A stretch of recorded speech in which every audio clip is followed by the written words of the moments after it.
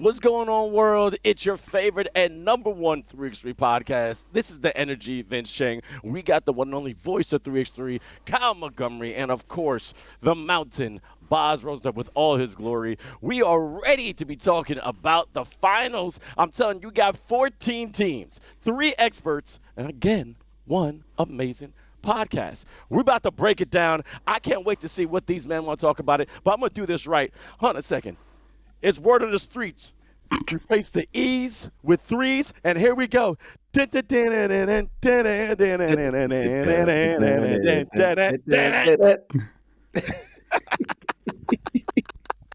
World Tour final style.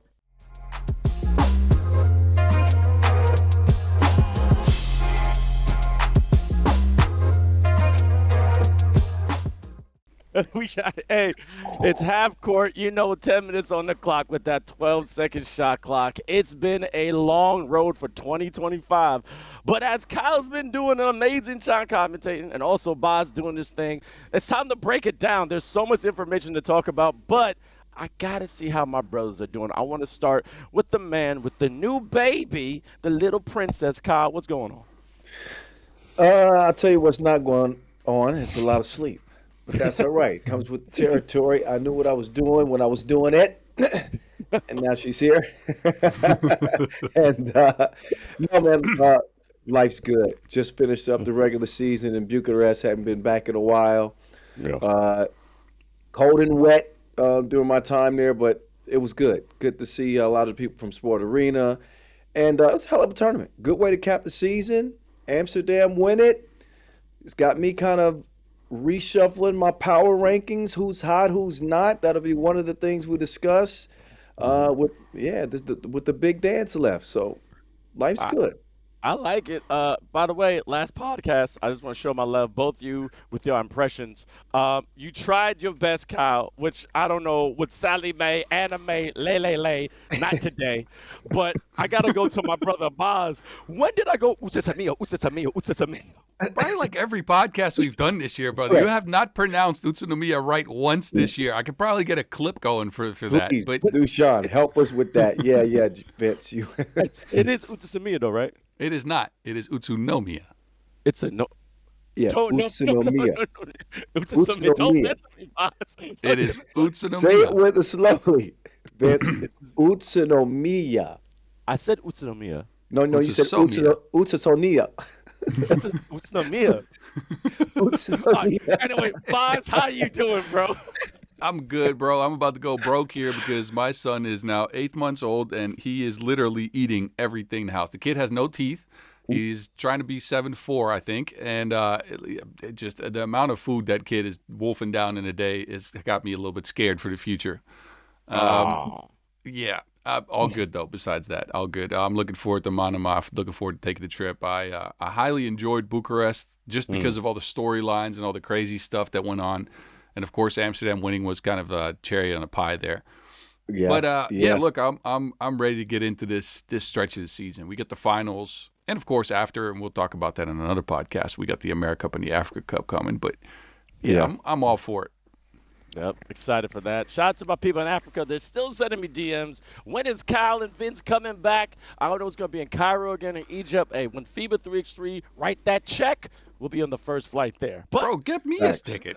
Where's my name in this? Oh, no. We're going to get this man a train. He's closer than all of us, okay? Train? It's in Madagascar, bro. That's an island. Anyway. I'm sorry. This is reserved for light-skinned privilege in this scenario. I'm sorry. It's all this silence, Green. We can't bring Boz. Boz has probably been to Africa. I have been to Africa on multiple occasions. Oh, really? Yeah. Oh, okay. Okay, that makes sense. But you do look like a pharaoh. So if you come through, he's going to treat you like a god. So we just want to take the light from me and Kyle. We're already trying to look like the people over there. But anyway, we have 14 teams that we're going to break down. Now, this podcast, we're going to basically have our own say on a certain amount of squads, see how they're going to do, see how they're going to fare. Best case scenarios, worst case scenarios.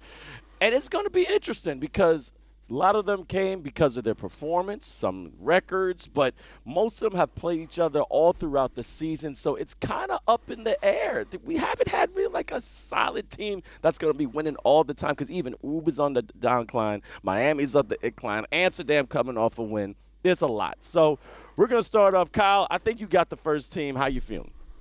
Yes. Best case, worst case scenario. And I'm going with Seef. Okay, Seef. The obviously the lowest seed. They get the host designation. They're going to start off in the qualifying draw. And they're going to have to go up against Lugano and the Skyliners. What do you think their chances might be in a group like that? Best case, worst case scenario. I'm going to try to be kind with this. And this is no disrespect to Seef, but I hope they're not listening to this podcast. All right.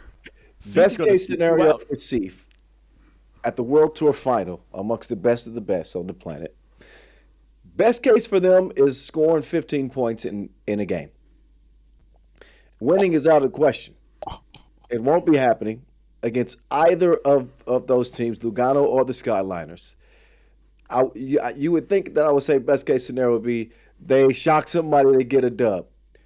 They haven't won a single game this year. They're averaging under 15 points a game. Thanks for showing up. We appreciate you being there, guys.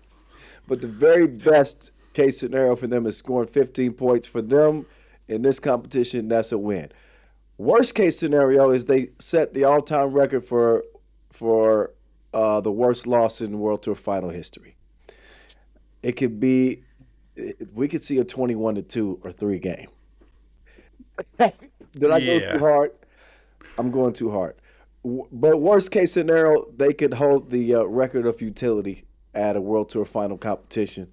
I think that the Skyliners and Lugano are that much better than them both. And best of luck. Maybe they'll shock me. Maybe they'll shock us. But that's your best and worst case scenario for Seef.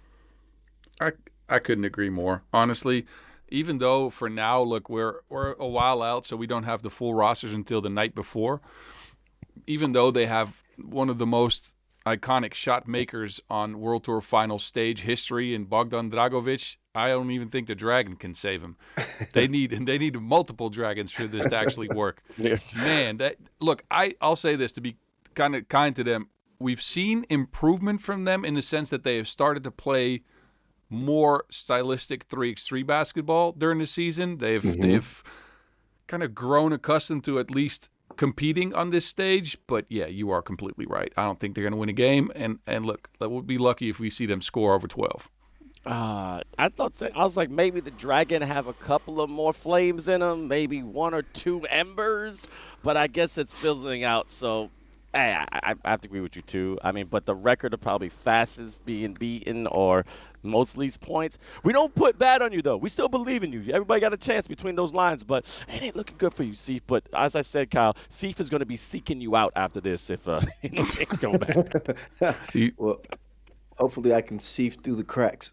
Oh man! Oh no! I was gonna say Dragovic wants all the smoke. No Hobby jokes. No. All right, man. This has gotten off to a rough start. This is we're really struggling here. Y'all, please don't leave us.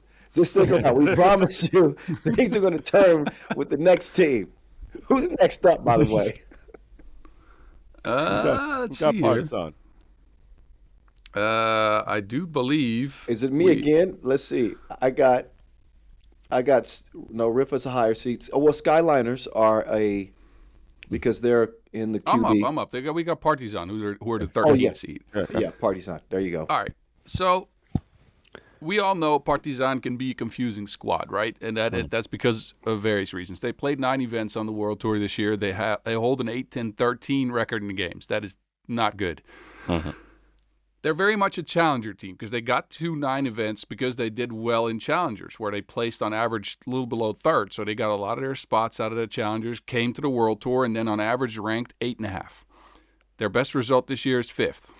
So not a good look, especially because there's still question marks, or maybe not even question marks, surrounding Borovicanin, which I think was their best ad in the offseason.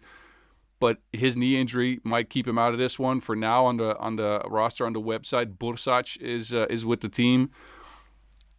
Best case for them is Bursac can find a shot. He's 1 of 16 from range on the season so far. If he cannot hit a shot, I think they'll be done in the pool. Because, look, this team can make it difficult on anybody, right? With the combination of Milivojevic and Šupića, you have a steady source of pick and rolls. I think Torbica is one of the more underrated role players in this game at 3x3. True. But Milivojevic is only shooting 19% from 2 on the season. Šupića dropped off after a great start to the season where he averaged like close to 7 points per game. They featured him in a lot of looks under the basket, and now he's at 4.5 points per. It's not looking like a team that can shake things up. They are good in the offensive rebound, though, and their physicality, I think, in the pool could prove a problem mainly for Amsterdam because they're a sizable squad outside of Milivojevic, who is built like a tank but not the tallest guy.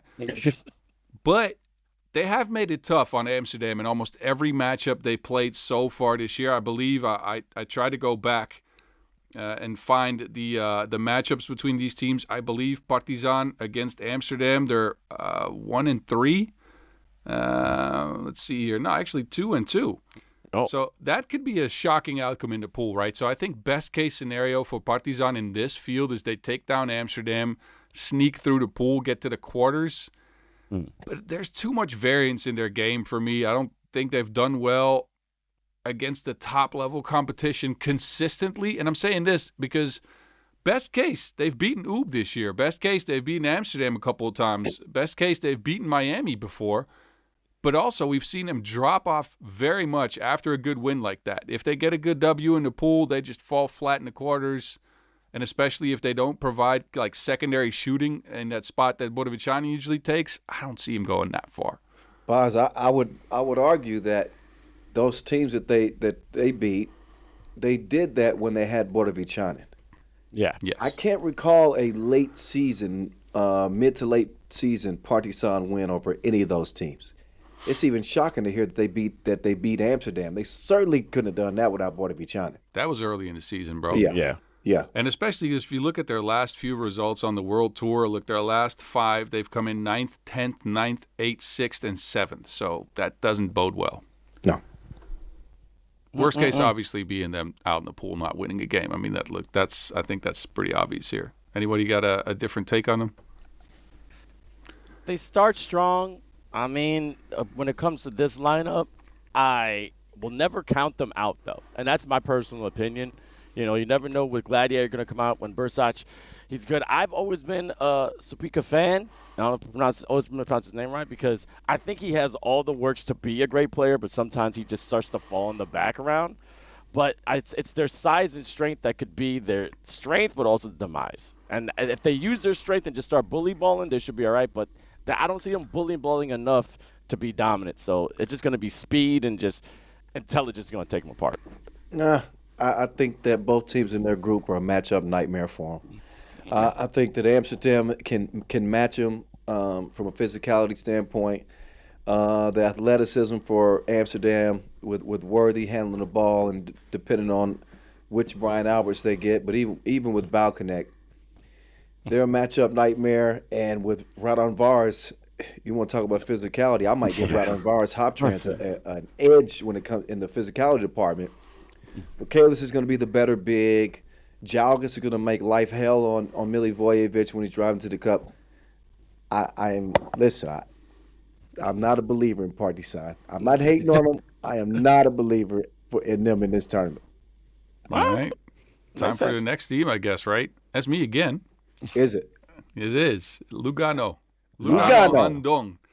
Lugano is going to be an interesting one to me. I mean, look, they start off in the qualifying draw, first of all, which it will be a tough matchup with the Skyliners. We already talked about Seef. If they can make it out of the qualifying draw, there's a case to be made for them to kind of muck up the field, as that is the way they play to. They muck up the game, they slow it down, they make it physical, grindy, they control the boards really well. Of course, they got Wes Moultony on the team, so that helps a lot. The main issue with them is the fact that there's so many lineup questions surrounding them. And I think they only have a couple of lineups that work, right? Adris de Leon going to be there? For now, he's not even listed on the roster on the website. Is Mike FF Berha going to be there? He is also not listed on the website. Those are their two main scoring weapons. Of course, Malik Halujaweki, who can go really hot and really cold, can kind of supplement that. But if De Leon and FF Berha are both not there, I don't see this happening at all. If they can add one, maybe both, then maybe. And then it's down to, look, they got a couple of inside options in the Bearded King, Bikramjit Gill, as well as Jayun. Yes. The big Chinese kid, the shooter that they have, who actually, he won the Macau World Tour with them. I think he spaces the floor well and gives De Leon a lot of room to operate. I think Bikramjit Gill kind of shrinks the court because he's always posting up. He's always in the lane. He's a really good offensive rebounder still. But I even looked at Macau. Like, if you use that as a blueprint for, like, a possible surprise run. I mean, do y'all remember who they played in Macau? Not everybody, but I know they slayed some giants along the way. They slayed one giant. That's Miami. They slayed them twice. Yep. And then they beat Diadema in overtime, Bordeaux in a come-from-behind victory, and Ulaanbaatar in a come-from-behind victory. That is not a magical run. Like, it is. Like, I'm not trying to take away from that win there. Not the most competitive run I've ever seen. Yeah, but they finished third earlier in the season in Lausanne, right? Yes. And in that tournament, let's see who they took down. If they tackled any of the top dogs. Okay, they beat Partizan in that tournament. They beat Barcelona in that tournament. They lost to UB in the semifinals. But don't even say that. That was not a loss. There we go. That was a spanking. Isn't this the ultimate wildcard team, though, in the sense that, true. Look, we know FF Berha or De Leon, if either of them are on the roster, can go bananas, right? Those guys can literally go off. Because Lugano have beaten UB before. I think it was the Jakarta Challenger in the final. So they have beaten top-level teams. But it is going to come down to shot making, and it's going to be out of ISO ball. This is not a team that plays together. This is a team that is heavily reliant on individual talent to create their looks. And it is, that's a high variance game in and of itself. And if they can actually bring that level of creation they brought in Macau from De Leon, if they can bring what FF Berha brought them in several tournaments, the shot making, this is a shot making team. And again, that makes them an ultimate wild card for me. They could come out of the qualifying draw, I wouldn't be shocked. They could even come out of the pool, I wouldn't be shocked. Because if they do get to the pools, they have Toulouse and Liman. Those are teams that like to grind you down, but again, individual creation can kind of get away from them. So I could see them get to the quarters, and then it's just all down to matchups.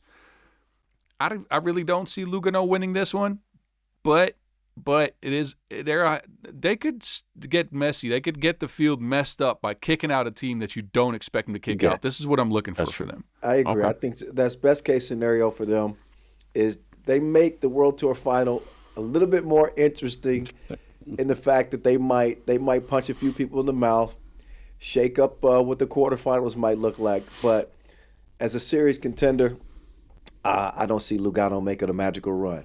And when it comes to personnel, as dynamic as Mike FF Berha is, he hasn't played on the World Tour in months. He wasn't a part of the win in Macau. He can either shoot you to victory, which we've seen a couple times this year, but we've also seen several times he shot them out of games. Yes. When he's off, he's off. I think De Leon is the safer option. He was the MVP in Macau. I'd be shocked if they had FF Berha on the squad for this one. I think Andres De Leon is the way to go. Stick with that team, see how far it goes. But I also don't even see him coming out of the QD.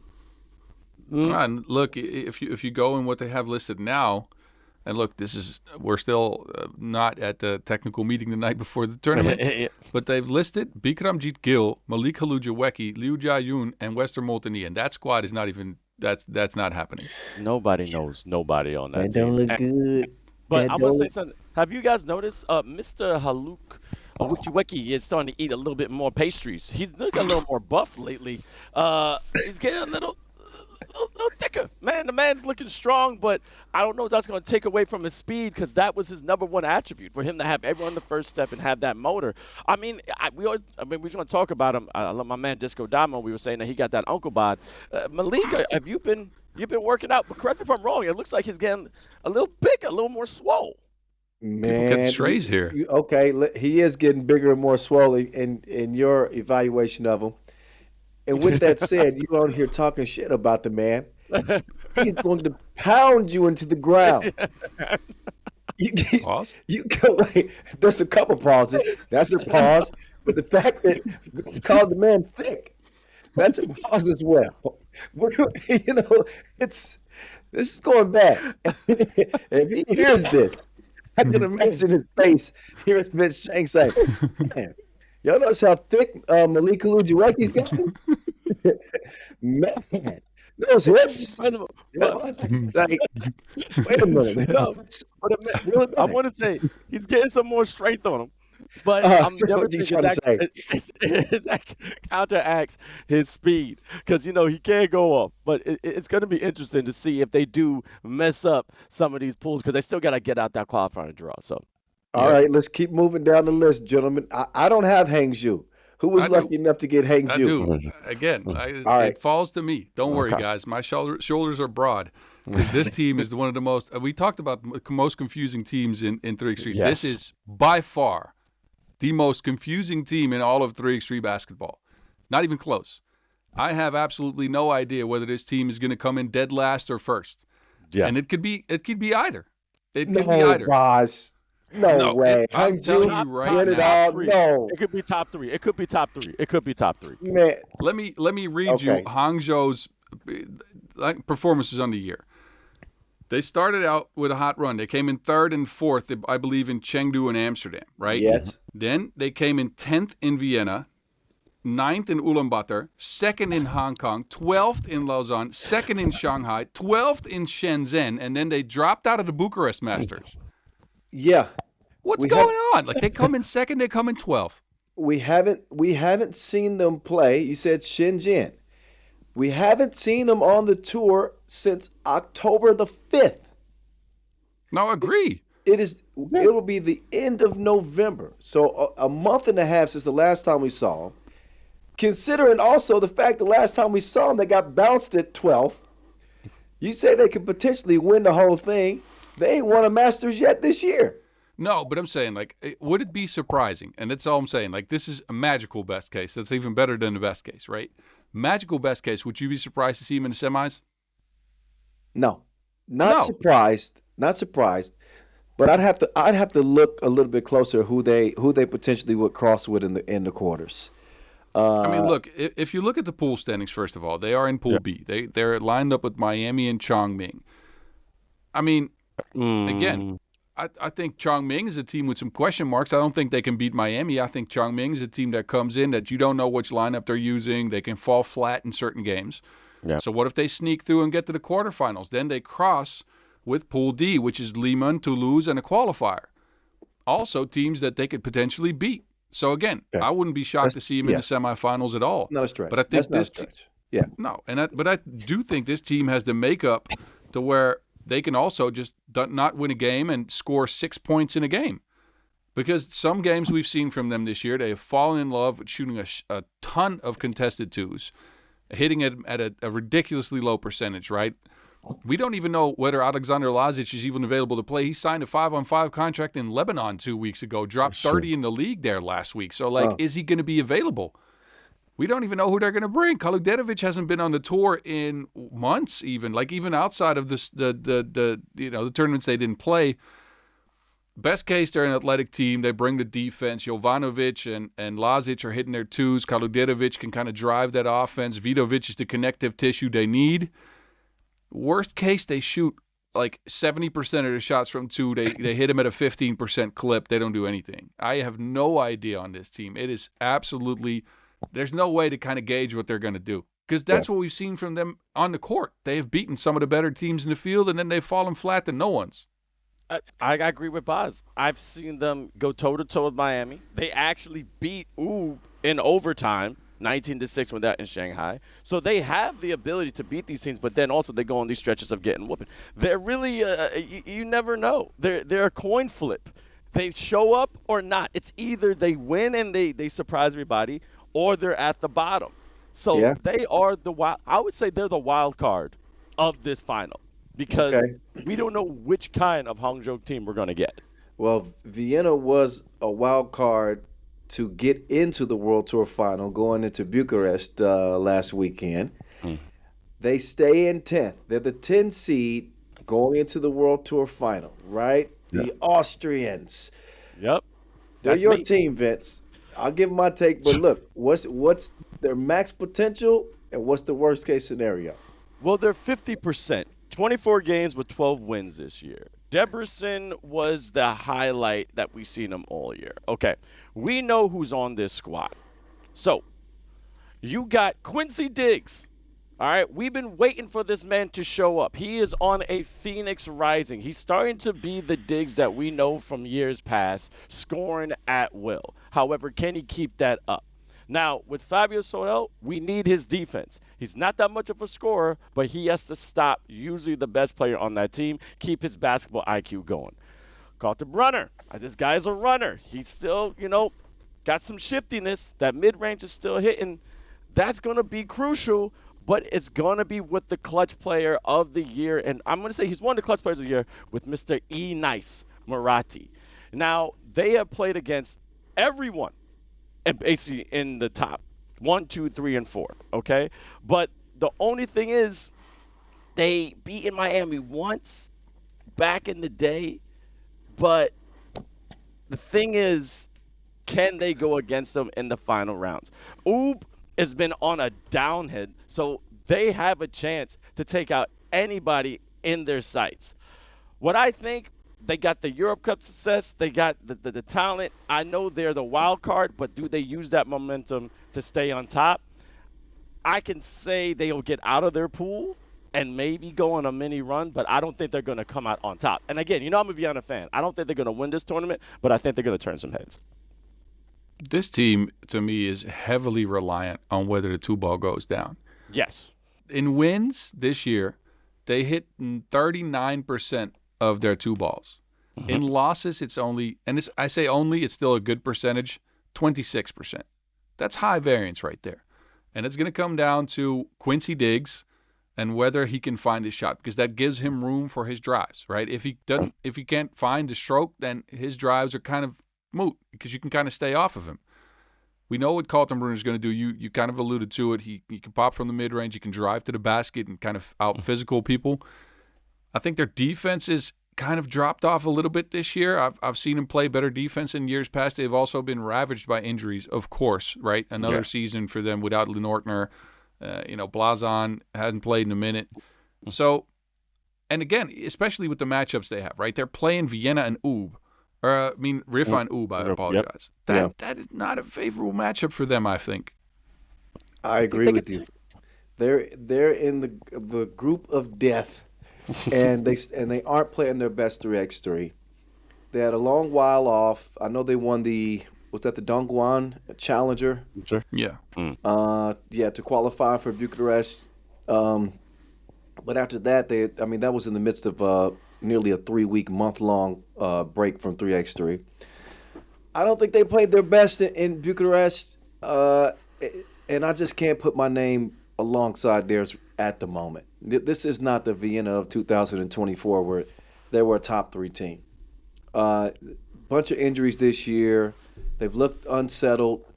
I haven't gotten any semblance of momentum for them.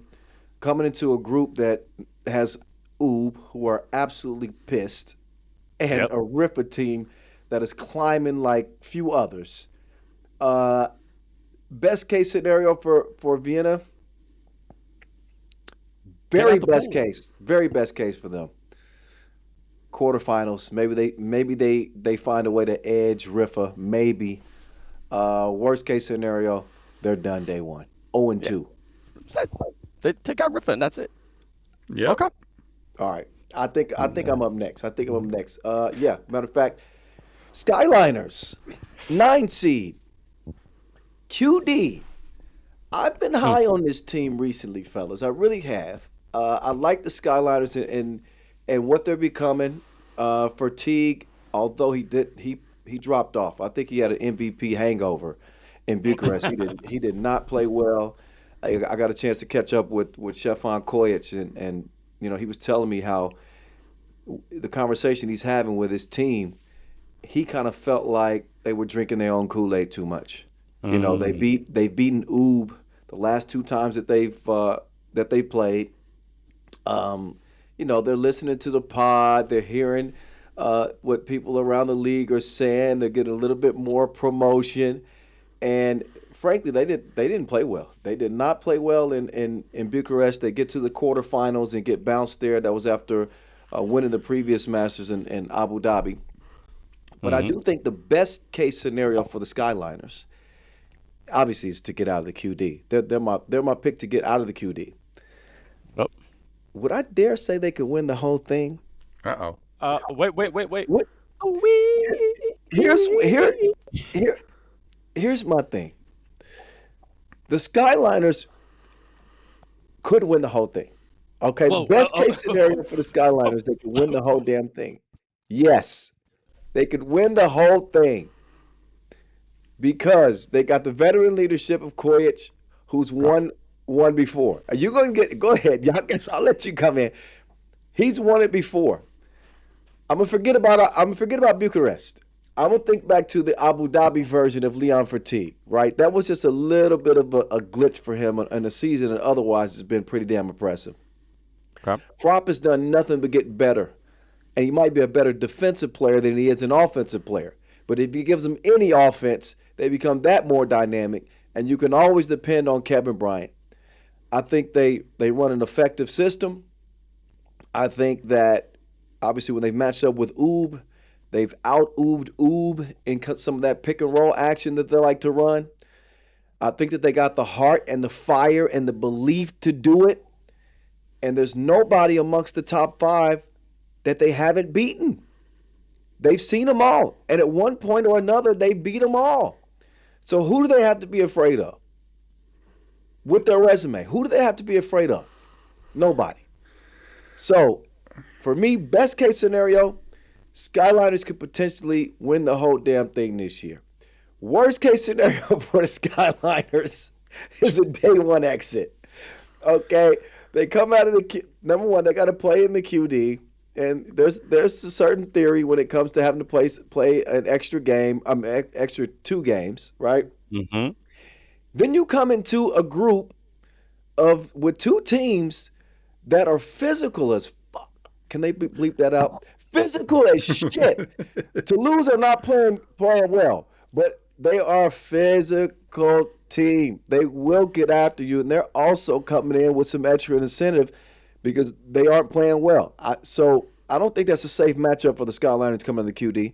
And Liman are to me, one of the hottest teams in the league right now. Agreed. 2 of their last 3 tournaments, they've made a run to the final.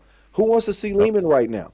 So on the worst end of my evaluation of them, I could certainly see them falling flat and not even making it to the quarters. But at their best, I do think I'd put them with a handful of teams. A handful of teams that I think legitimately have a shot to win this year's World Tour final. Go ahead, Vince. You've been just chomping at the bit. Go, man.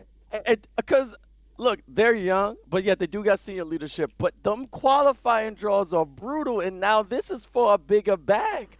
There's another What sense. qualifying draw is brutal? They got Seef. No, we already said They're going to play a game. You don't think Lugano's going to give them a run for their money? We just absolutely talked about that. Yes, that'll be one game. Okay, I think they can handle one game against Lugano. But here's the thing: you go against one Lugano. We know Toulouse has one of the best defenders in 3x3 when it comes from Joko. And Suhard is no one to shy away from, okay? He may be small, but he's scrappy. And then we're talking about Liman. Now, we don't know if even Stretch is going to play. Now, Boz may know this. If he's not going to play. No. So you still got Vasic, the Manimal, who's going to be all over them and just chopping at the bits. And Dragon Ball Z puts his head down. It's going to be so physical on them. That's what I'm just saying. It is going to be a test of strength from the time they step on the court. So I'm just saying, you are very comfortable on the way. They're going to be beaten up. And let's just say they do get the quarterfinals.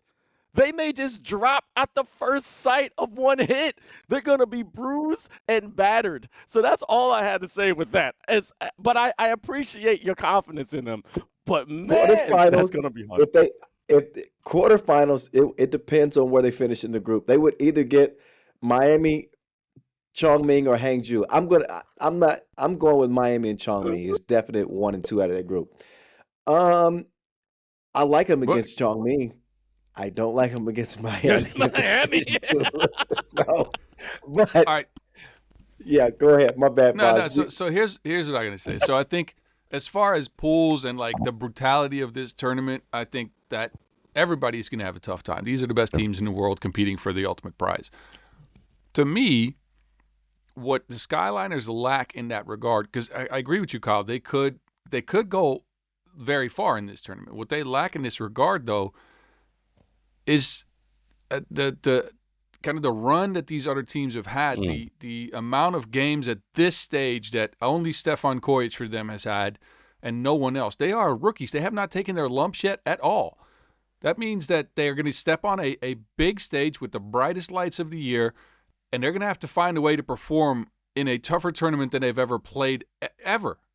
Again, outside of Stefan Kojic, Bryant, Leon, Fatigue, and Niklas Kropp have not featured in the World Tour Finals, have not played at this stage before. So I think it's going to come down to like rookie nerves. Can they overcome those? Mm-hmm. Can they kind of find a way to where, competition in World Tour, sometimes you get a team that you can kind of quote unquote warm up against. They will get that with Seef, I suppose. But outside of that, every team they face is going to be like a team they could be facing in the finals of a tournament. Okay. And then, how will you respond? But Boz, I would say this to you, and I think you actually agree with me here. Has this not been the coming of age season for Fatigue? Yes, Have we not seen him? He's gotten better and better. This year, he's taken the next step. When we saw what he did in Abu Dhabi, right? Why wouldn't this be the year that he continues that trend in the biggest tournament that he's ever played in? The momentum is in his favor in terms of the way that he has played. Kojic has been great. He's become more of a distributor this year, I think. He's not taking a lot of bad shots that we saw from last year. We're starting to see more connectivity with the team, more cohesion. Kropp is playing with more confidence than I've ever seen this kid play with. And Kevin Bryant is flat out hooping. The dude comes to work every day and does his job, except at the free throw line. That's another story for another day. So I still stand by what I said, given all of those positives that I've seen from them. Am I picking them as my favorite to win? No. But this segment is about best case scenario, Okay. worst case scenario. And I rest my case. Okay. All right. Well, Good save, boss. That's good. Let's move on then. Next team on deck is Riffa. I think, Kyle, you got that one too. Yeah. I don't got Riffa. You got some Riffa. Your eyes are red. Man. Wow. That was a bad one. That was bad. Vince, Wow. you know when it's a good dad joke? What? When it becomes apparent. All right. You know Technical what? foul. There we go. You know Time what? out. Time out. Maybe this is the wrong day for me to do a podcast. Sit down. You sit there and think about what you did, All sir. right. You know what? Think about. You know, we'll move on, shall we? Okay. Yes, Riffa. please move on. Okay. Boz likes to use the word variance a lot. High variance. They're a high variance team, and this is a high variance World Tour final for them. They are in a group of hell. Absolute hell. We've seen Riffa and Vienna battle, kind of not middle of the road, upper echelon teams after the Oobs and the Amsterdams. Both Riffa and Vienna have been in there with Miami. I would put those three I would group them all three together. You can put Amsterdam in there too, because Oob have kind of been far and away, but whatever. They got to go against those boys on day one in the pool phase. And Oob. To me, it's the toughest group. It's the toughest group. So, worst case scenario, Riffa aren't hitting their shots because they're such a high variance team. they're one of those squads that when they are making shots, they can beat literally anybody. And we've seen them beat both of these teams going away, whether it be Ub or Vienna, right? But if Forts isn't finding his shot, depending on who they select between VVO and Augustinian, I think that makes a big difference in my projections for how far they go. As much as I like Van Oosterwijk, seeing what Augustinian brought to that team in Bucharest, I mean, gave me a completely different vision of what they could become. Even with all that time off coming back from injury, he played great. That pick and roll option, putting it above the rim for him, the defense that Augustinian was playing, and he's more reliable than Van Oosterwijk, shooting from beyond the arc. Listen, Riffa could win the whole damn thing. That's the variance that we're looking at. Yes, indeed. Riffa could win the whole damn thing, or they could be out 0-2 day one. That's the variance with the team. They've had a lot of bad luck here recently. You think back to that loss to Liman on day 2 in Bucharest, where they got the unfortunate whistle, a lane violation. This was after Milutinovic had missed 2 free throws, right? Yes. Ruined any opportunity for them to potentially win that game. It's not only officials, but they've had some strokes of bad luck here down the stretch. And even with the strokes of bad luck, the boys have been cooking. I'm going to pull up their standings, the last 4 tournaments. Riffa, semifinalists in 4 of the last 5 Masters they played in. They're cooking. They're going to be dangerous. But you know who wasn't there, Kyle? Who? Mohammed. He's from Bahrain. We're playing a tournament in Manama, and he is rostered right now. Oh, can I redo that one? No. Press the e-brake. Need an e-brake, buddy? Well, I immediately regret my decision. Well, now look, if he doesn't play, look, and I agree with you, right? So just to kind of what they've done as of recent, especially since the addition of Antic, has been nothing short of amazing, right? They had a terrible start to the season, just god awful, and they turned it around in a way that I don't think I've seen much in FIBA 3x3 history at all. But that means they have not played Mohammed. They've played a combination of Antic, Forts, Donkor, VVO, and in the last one, Augustine, who was amazing, by the way. You're completely right on that. With Mohammed on the court this year, they're 5-10 in the pro circuit. Not a great record. And again, I mean, they're getting, obviously, they've moved from being a Belgium team to a Bahraini team. Of course, they're getting funded by Bahrain. So is it a stretch to think that they have to put Mohammed on the court for this one? No. And you know what? It completely slipped my mind that they were going to have to make a roster move and add Mohammed. But, you know, I still think that I'm going to stick with it. But I think that it has to be Augustinian instead of VVO. It has to be Augustinian, Forts, Donker, and Mohammed. And I think that no Antic? No. I think I would play Augustinian over Antic. As great as Antic has been, I think that he can be just as effective in the pick and roll, and I think that he's a better threat outside. You know, based off of the one tournament that we saw from him, this year, which was in Bucharest. So I'm still rocking with him. I'm still rocking with the guys that say, I just want to rock. Body yada yada. I'm rocking with him. All right. I see. Move. Huh? Oh no, go ahead. I was pulling up the seedings. I'm trying to see if I'm next. Nope. Chongming. Chongming. All right. Chongming.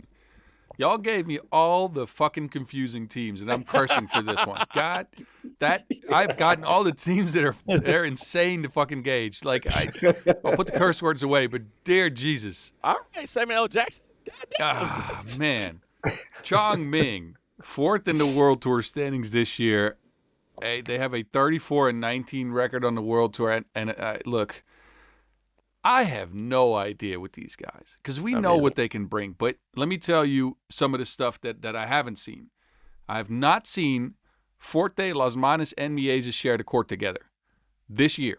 They have not played their three best players in a tournament. They have not featured them since Amsterdam in 2024. So that's a year and a month ago, or whatever, 13 months ago, is when those four last shared the court. Their best lineup this year is Mieses, Las Manas, Zhang, and Wu, but Zhang also hasn't played in a while for them. Mm-hmm. Forte hasn't played in a minute. So, like, are they going to bring a big? Are they going to go small ball with Chang, Wu, and Las Manas and Mieses? That lineup hasn't done that well. So, best case for them, I think, is semifinals. Because this team has not gotten to a finals this year at all. All right? I think best case for them, they enforce their style. They bring Forte or Zhang, and they go bruising on the inside, shooting on the outside. Mieses and Las Manas have been shooting it at a meh clip this year, 25% from range, but they find their stroke and they do well. They can get the defense going and make up for whatever Forte's leaving out there on the court. And then they get to the semis, and then they run into a team that blows them out of the water, which is what happens a ton. I don't think this team can make the finals unless they can find a way to get Forte, Las Manas, Mieses on the court and on one page. I don't know if there's enough Wilson to go around at that point. Because, look, Las Manas and Forte both want to shoot. Mieses is actually taking a step back in his shot attempts this year, and he's only scoring 4.1 points per game, and he can still go because national team tournaments he was at 6 per game. Yep. He just hasn't shown it. But this team, to me, is going to come down to lineup choices. I mean, Forte can bring you into the quarterfinals at least. He's going to demolish a team by himself in the pool. Yeah, and even in their pool where they have Hangzhou, I think if you get Forte going, matching up against Jovanovic and Lazic and whoever they have, they can probably get that team, get to the quarters, and then it's just going to come down to matchups. But, man, so in their wins, I checked this one out. In their wins, they average 4.3 key assists per game, which means they have the pick and roll going with someone, right? Because key assists only count when you pass it to someone in the key, in the bucket. Mm-hmm. In losses, they average 3.1, which means they're heavy on ISO ball. They're shooting more twos, or Forte's just going one-on-one. They don't share the rock. The same with free throws. If they win, they average over 4 free throws a game. In losses, it's closer to 2, right? So, but to me, the big question mark with this team is what lineup are they going to bring? I mean, we might as well see Zhang, Wu, Xiang, and Mieses than we'd see Forte, Mieses, Las Manas, and whoever else. I have no idea where to kind of rank them. I think Las Manas specifically is he's been good this year in wins, but peep this one: 2-point shooting Las Manas in wins, 28%, which is kind of league average, or at least for the good players. 2-point shooting in losses is 16%. That is absolutely nothing. He's not hitting the side of a damn red barn. Yes, but what have you done for me lately? I'm actually kind of high on Chongming right now. And again, like Boss says, it does depend on what roster they feel. But the squad they played with in Bucharest was some of the best ball I've seen from them this year. Las Manas turned back the clock. He shot the 2 at 38% out there. It took overtime against Riffa for them to lose on day 2. Las Manas had 9 in that game. It took 10 from Forts to get them out of there. So Las Manas and Mieses, 2 future Hall of Famers, they played the game forever together. So they're always on the same page. And they've got, whether it be Wu or Xiang, they've got their ear. They listen to those guys. They got more chemistry. When bully ball comes back into the fold, everything changes. Las Manas goes from maybe the alpha on the team to taking his orders from bully ball. I mean, he got the name bully ball not just by the way he plays. He's the bully of the team, right? So it's going to depend on what roster they go with. I actually would be shocked if they don't put Forte back on the roster. I'm not sure it's the best thing for them. So, yeah. Mm-hmm. But I've seen like Las Manas now taking the role position. Batman is trying to be in a sidekick now on this team, which again, I'm not used to him being. But it does work when you say you got a big fella saying, feed me, feed me. But when you're feeding the big fella, we all know where he's going to go. Teams are predicting that same move every single time. Now, when they play big fellas like with Rondo Hop Trans, when they can play against a actually strong defender with Rambo on Toulouse, then Forte has a problem, and it has to come to Las Masmiedas to knock those shots. Now, you said with the two Chinese players, yep, they do get some luck, and they can turn up whenever, but it's not consistent. So I'm agreeing with you, Kyle. The lineup is going to be key. Wait a minute. So on the Chinese guys, right? I think Wu's been the most consistent outside of Zhang, right? And there's a case to be made, and I'm not saying I'm making it here, but there's a case to be made for Zhang over Forte for their best lineup. Yeah, I agree. Yes. Because Zhang actually gives Las Manas MBAs his space to operate. They're still Batman and Robin. With Forte on the floor, they're more like Mermaid Man and Barnacle Boy.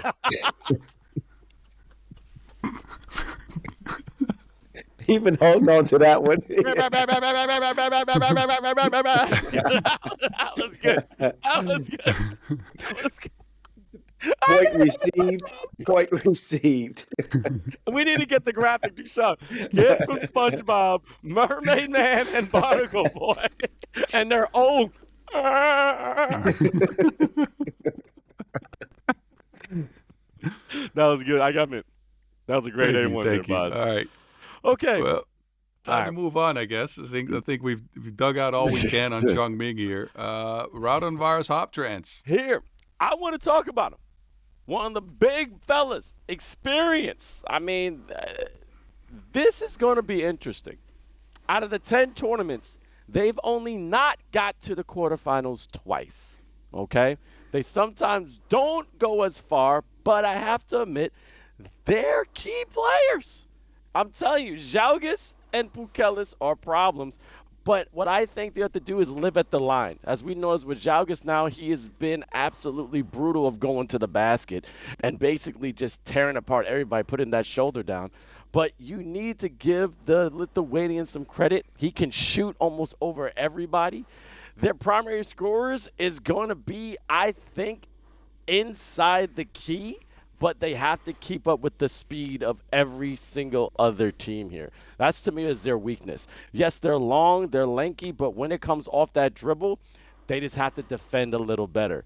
Now, again, they've gone against Amsterdam with that, unsettling pace because Amsterdam's so experienced.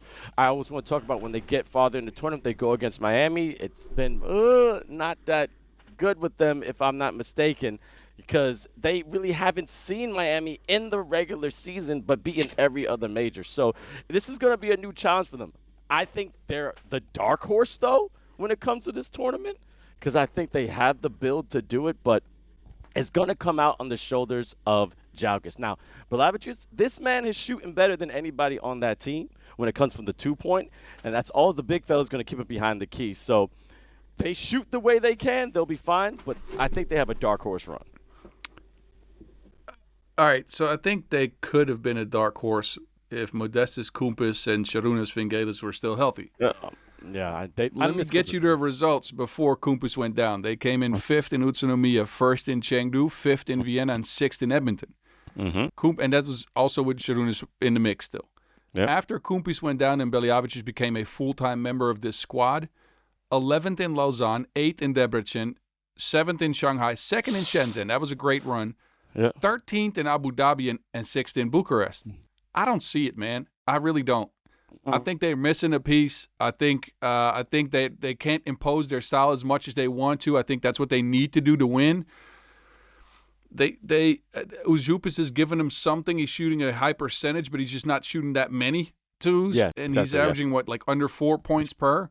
It's all coming down to Žalgiris and Pukelis brutalizing people under that basket. And I think teams have kind of figured out if they up the pace on them that they can get ahead of them in the game, and they can't keep up with scoring just once. It's the speed. It's the speed is going to be their weakness. But let's see if they can last through. Because again, sometimes you played in these games, Boz. When you get to the finals, you become playoff Jimmy. I've not been to the finals. Let me tell you that. I wish I did. But they could have another gear. But as you said, it's that speed. But if they just got to keep they just got to keep pounding down low. I don't want Kyle to get on me for that. Pause.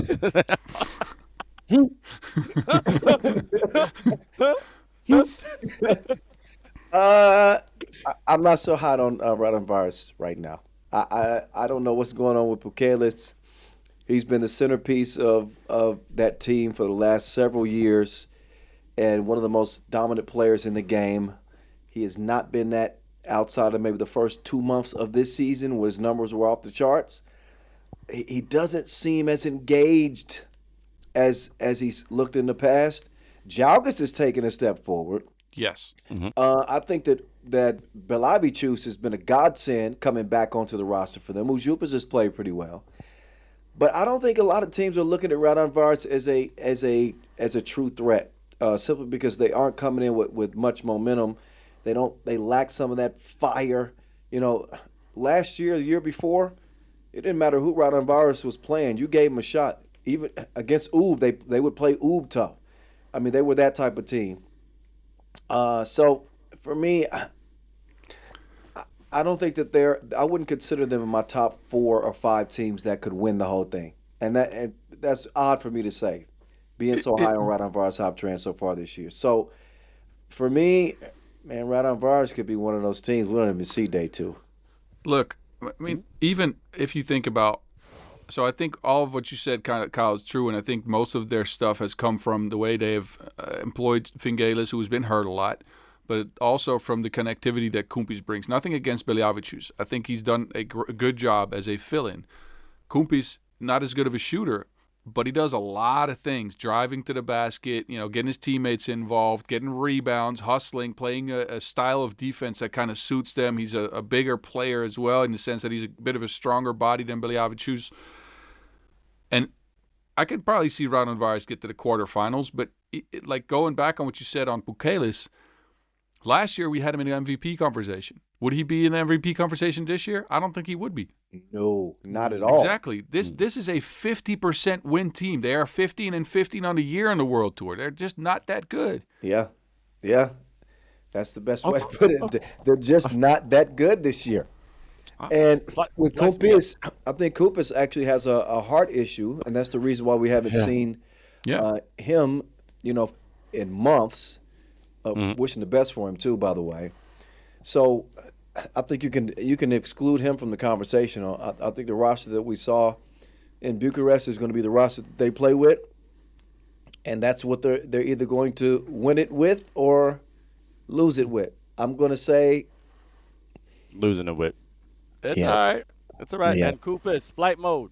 Trying to give you my energy. Hope you're feeling better, though, man, because I do love watching you play. Every time I meet that man, as much he looks like a villain from every 90s, 2000 movies, he has the biggest heart and you know those people that like you look and they look like they have sinister, just ill will, but they're just a gentle person inside. Like I look at him and I'm like, he could tear my face off and wear it. Don't all those guys look like that though? No, but then you saying Jalgis couldn't be on the all villain team in 3x3? Yo, that would be actually a dope. You saying Ujupas couldn't be on there? They look like James Bond villains. I don't know how we went from evaluating players' skill sets and teams' ability to aesthetics and people's thickness and how piercing their eyes look and how they make you feel inside when you look at them. I don't know where this is coming from. I just want to talk basketball here, guys. I want to talk about how wide Kumpis' shoulders are and how he makes you feel. So anyway, we're going to take a switch. Now this, to me, and all pun intended, they have nothing to lose. There we go. My goodness. This is what I say. The only excitingness I've seen them from, which to me was one of the best games at 3x3, and it was in Amsterdam. Damn. Okay. Yeah. My goodness. Now, The 2-point shooting when it comes to this Olympic team is absolutely, in my personal opinion, their Achilles heel. They're averaging maybe 22% as a team when it comes to behind the arc. But then in that Amsterdam game, you come out of nowhere with, again, Mr. Captain of French, Frank Segala, making the 2, but then just a millisecond off. But then Paul Joko comes out of nowhere and knocks it down. Winning by a 2 was ironic with them because they're not shooting at a full clip. I think teams will tear them apart once they get hot, especially when they come against Miami. Now, I know they have heart like hell. I think also on the flip side, they're one of the best defensive teams when it comes to Rambo and Joko. They can stop key players, but it's going to be the scoring that's going to be on their tail end. What I really hope is that they do come together and still work at a faster pace. But to me, I don't know if they can make it to the quarterfinals, though. I don't know. I'm going to make sure I'm not speaking too out of term because look at the standings here. In that pool that they have, I mean, Liman, but you know what? I'm going to take that back. The Skyliners may be the ones that take them out. I think Liman will then go forward. So, yeah, I actually think they won't advance. I think the Skyliners are going to beat them, and Lehman's just too strong. So I think them just getting one win is going to be cool, but I don't think they're going to advance. I think that Toulouse, I think they have a 2-1 record against Lehman from what I could find this year. Potentially, I just think it's with their body of work this year. It's easy to poke holes in what they do. Right, every player on the roster has something that you can attack. Rambo, not the greatest rebounder. Suhar, not the greatest of size, right? So you can attack him inside. Joko, can't shoot. Segala stops the ball, right? But, and again, this is only a couple of games here, but what I saw from them in Abu Dhabi, it kind of helped me back to where I was like, all right, I mean, look, they found something there. I don't know if they continued it in Bucharest. I don't think they did, but at least they found kind of their identity again on defense. That is going to have to carry them, because and it's that and a combination of Suhard and Rambo and the pick and roll kind of giving them a steady diet of buckets. I think they play better if they up the pace, which they rarely do. But if they do, they can really get it going. Still, to me, this is a team that is at risk more of falling out on day one than of making a deep run on day two. Completely agree. Completely agree. I think that Toulouse I think they're out on their feet, man. They gave us a glimpse a couple of weeks ago in where were we at? Abu Dhabi.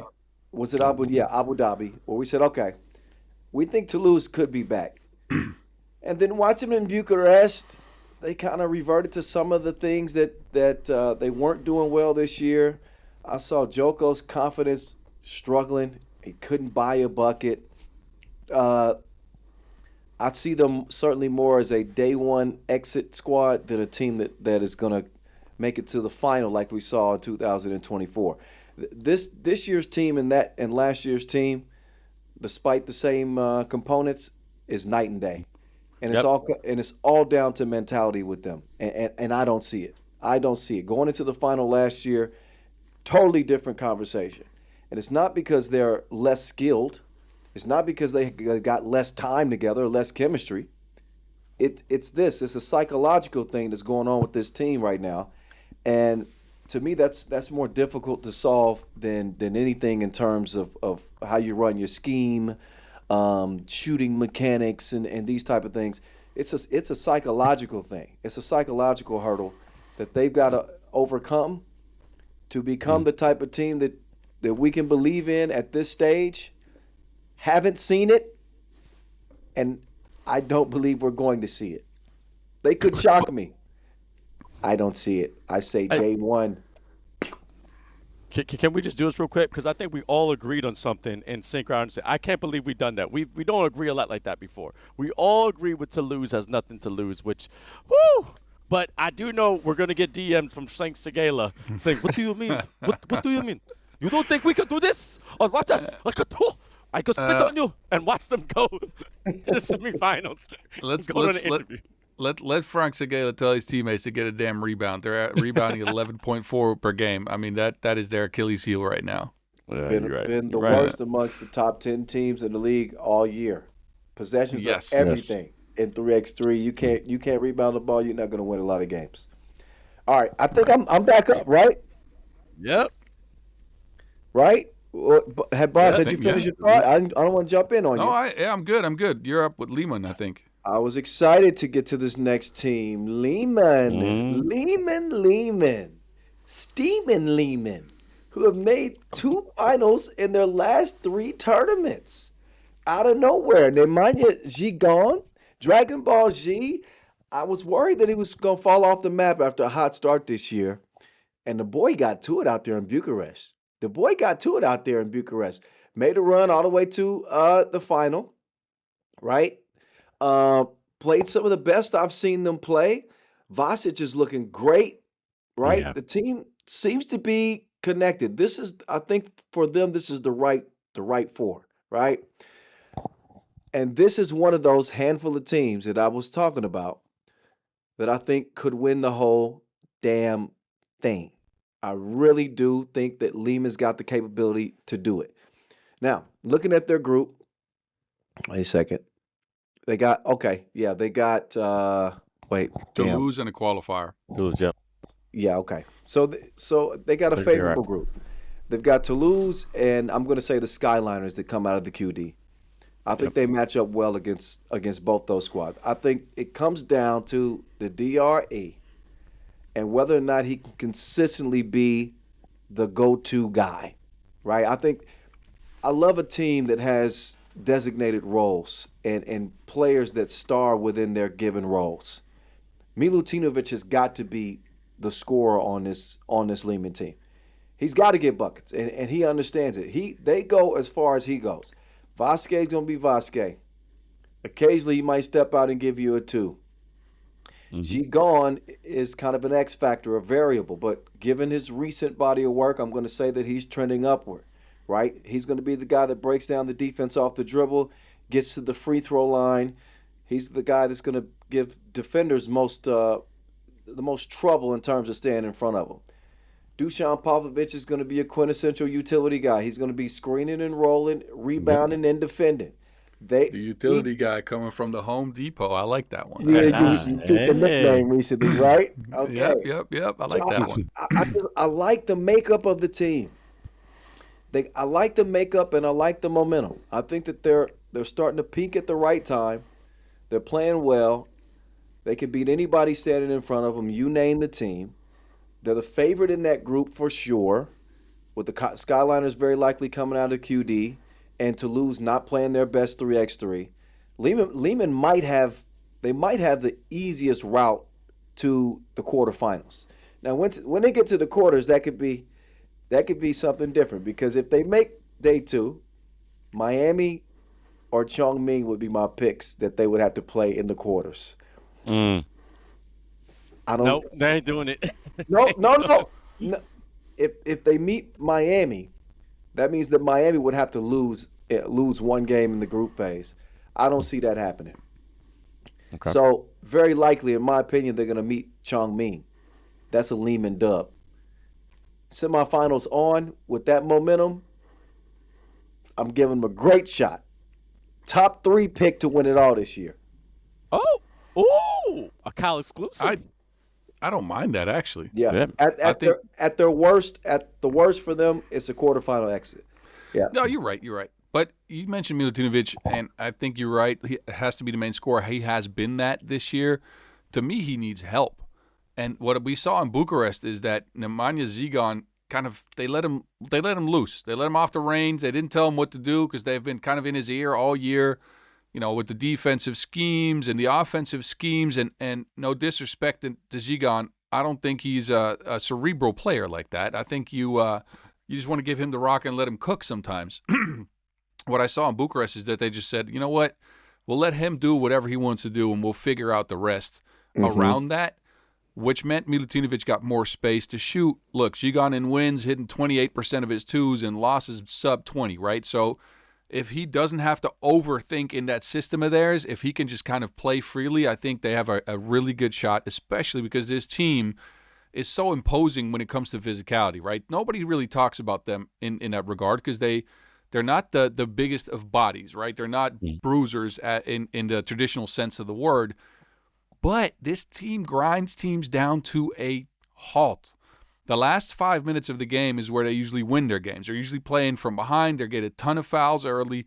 They play really physical. They try to get you tired. They try to get you mentally out of the game, and then they take over with scoring in those final 5 minutes. Now, sometimes that doesn't work. We saw the Bucharest final where Amsterdam just shot them to bits. But even in that game, there was a moment where I was like, uh-oh. Right around that 5-minute mark is when Amsterdam was up 14-9. They hit a big 2, and I was like, wait a minute. Here they come, or 15-9 or something. Yeah. And it was like 15-11, and I was like, uh-oh. Yeah. Uh-oh, here they come. And then BA hit a big fall-away 2, and Amsterdam just kind of took off. Yeah. Yep. But they get to this point in a lot of these games where they're playing down 3, down 2, but they've worn on you. They wear on teams over those first 5. Now, what could get them in trouble is the fact that they overfoul sometimes, right? So they do try to get a lot of fouls on the board early to try to establish that baseline of physicality, and then they kind of let you operate a little bit more, and teams often get sucked into fouling themselves. So on average, they foul 7 times per game. They get fouled 8 times per game. But the games they lose, you usually see them overfoul. The referees don't change the whistle on them, or they really can't adjust in a game like that. And that would be the worst case for them because, again, this is a team, you're right, a very high baseline, ceiling, slightly limited compared to maybe the other top favorites in the sense that they only have 2 real offensive weapons in Žigan and Milutinovic. They could still make it work, but that baseline kind of drops out if they overextend that physicality and if they can't get a second score going. Yeah, I agree. Like if Žigan isn't playing at the level that we saw in Bucharest, they could be in trouble. Absent a 10-point per game average from Milutinovic, which we have seen before, by the way. He goes off. I mean, this team, they have options, man. And boss, I think they are a physical team.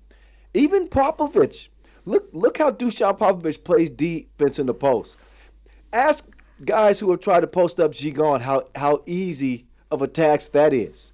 We know what Vasquez is, the Manama is, from a physicality standpoint. Milutinovic with his spaghetti noodle arms is the only dude that's not he's the only guy that's not so physical, right, on the team. So I think that it's the components, man. I think they got a perfect mixture of talents that will allow them to not only be competitive, but to beat a lot of teams because the system is reliable in that way. We'll see how they do, but to me, they're one of the favorites. I think the top could be the limit for them.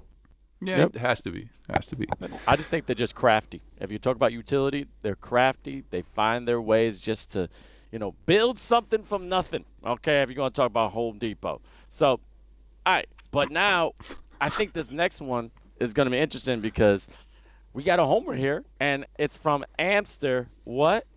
Damn. Let's go. All right. Let me crack my knuckles here. All right. Here we go. This is when we put all the real research in on those. No, but I'm doing this because, and I mentioned this before, you guys gave me all the confusing teams, and you gave, I picked Amsterdam, of course. Amsterdam won a world tour without Maarten Bouknecht. They won a world tour with 2 screeners and 2 guards. They have featured a 3-guard lineup for most of the year, a lineup that has been successful or was successful at the start of the year with a bunch of finals runs. Didn't really punch through to get a win there. Did drop off a little bit. And with drop off, I mean kind of a semifinals exit in a bunch of these events. The 3-guard lineup to me has not won. And they've been good. They just haven't been good to the extent of winning a world tour. I think what opened my eyes in that Bucharest win is the fact that 2 screeners gave a lot of room to operate for BA and Worthy in this case, and whoever you want to put in that spot, whether it be Bouknecht, Worthy, or BA. They gave a lot of room to operate their defense and rebounding. was way better than the rest of the year. They finally figured it out. Now, I'm not saying Daan van Tilburg is the solution here. I think he played really well. Why not? Tilburg. What? Why not? You're right, but he also AVT. AVT. So he was really good in that tournament. He's had some tournaments where he's not been that sharp, right? So I'm not there. I think talking about like a bottom level for them and a ceiling for them, I think he improves that baseline that they have because he provides some rim protection. He helps them rebounding. I think his defense was definitely good in that Bucharest run. I don't know if it improves their ceiling because to me the 3-guard lineup is still potentially, and I haven't seen it, but potentially the best offensive lineup that there is in all of 3x3. With B.A., Worthy, and Maarten Bouknecht on the floor, that is a devastating unit if you can get it right. They just haven't gotten it right. Right. Have they though? Think about it. No, but they haven't. It's a massive if. As a matter of fact, it's not an if. They have not been able to make that lineup work in a way to where they won a Masters title. I never thought I would be saying it, Boz, but damn it, man. I think they have to choose between Bouknecht and Alberts. They have to go with a 2-guard lineup, and they got to roll with Big Drizzy and AVT, man. I think you're gonna get plenty of offense with Worthy and whether it be Bouknecht or whether it be Alberts. Then you got to ask yourself the question: who's the more consistent option of the two? We saw what BA did in the final, right? To close the regular season. When BA is playing at that level, I mean, it's a hard decision to make. But for me, I think a 2-guard lineup with the 2 bigs is probably their best 4-man unit, man. You know, you think back to when Arvin Slaughter was on the team.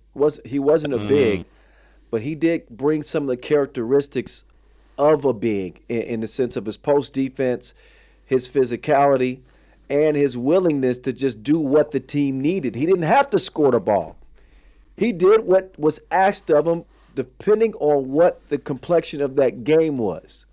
And I think that Van Tilburg brings a little bit of that, man, just a taste of that. And I think that's when Amsterdam was at their best. And I think that I'm going to start a campaign. AVT. AVT. AVT. I think I'm right there. I think I'm right there with you. I do think they have more balance with the 2 bigs. I think a player like Arvin, by the way, I think we call those hybrids, that they can kind of both feature as a ball handler and then as a screener as well. Arvin, probably the prime example of that role. I think Di Maio fills it well too. Yep. Yeah. Who's not on this team, by the way, but on the Dutch national team often.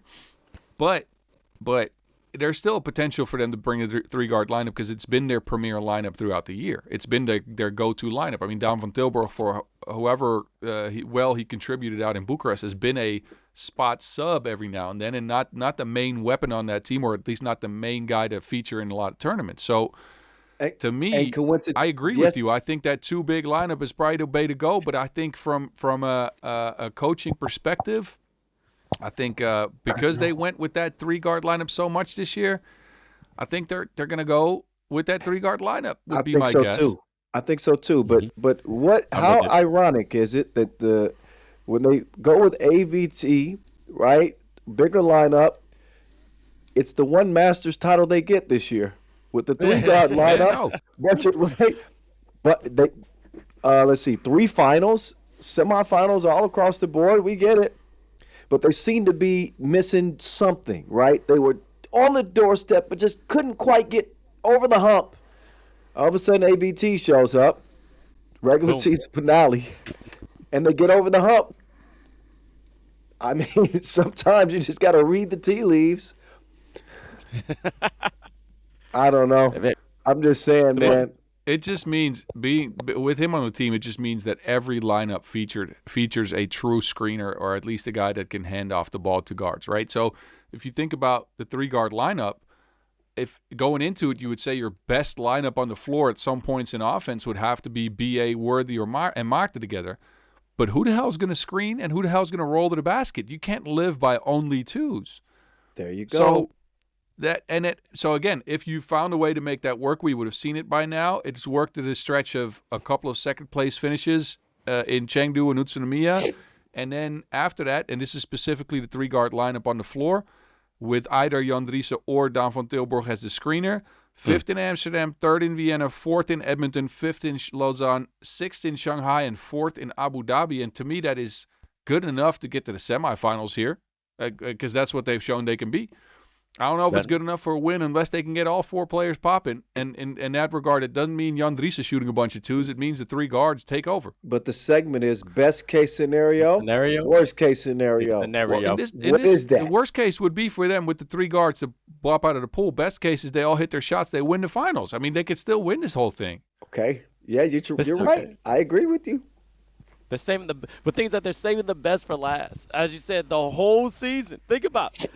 Number 2 in the entire tour, and their first win is at the end. Again, they just kept going to all these, tall walls, this, that. But as Kyle just said, read the tea leaves. The old saying, if it ain't broke, don't fix it. But it's been a little cracked. All right, it's time to seal the crack with something. Seal it with gold.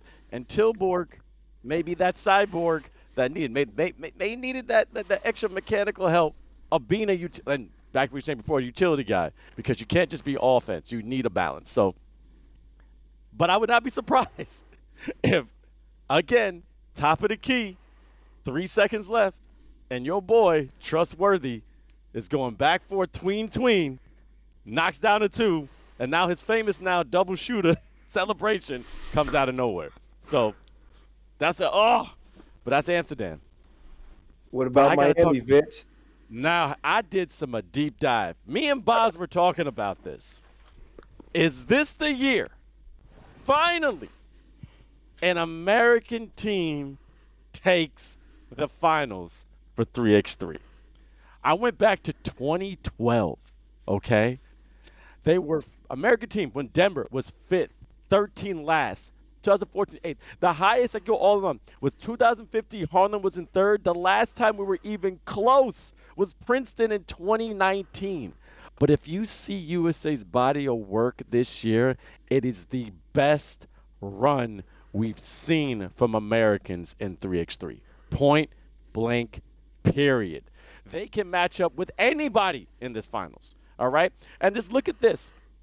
When you talk about the bigs from all around, the most blocks we got James Parrott. And then you were talking about how if James Parrott versus Andrew Kelly are on the floor, and Boz broke it down too, the amount of points that everybody can get sometimes goes down.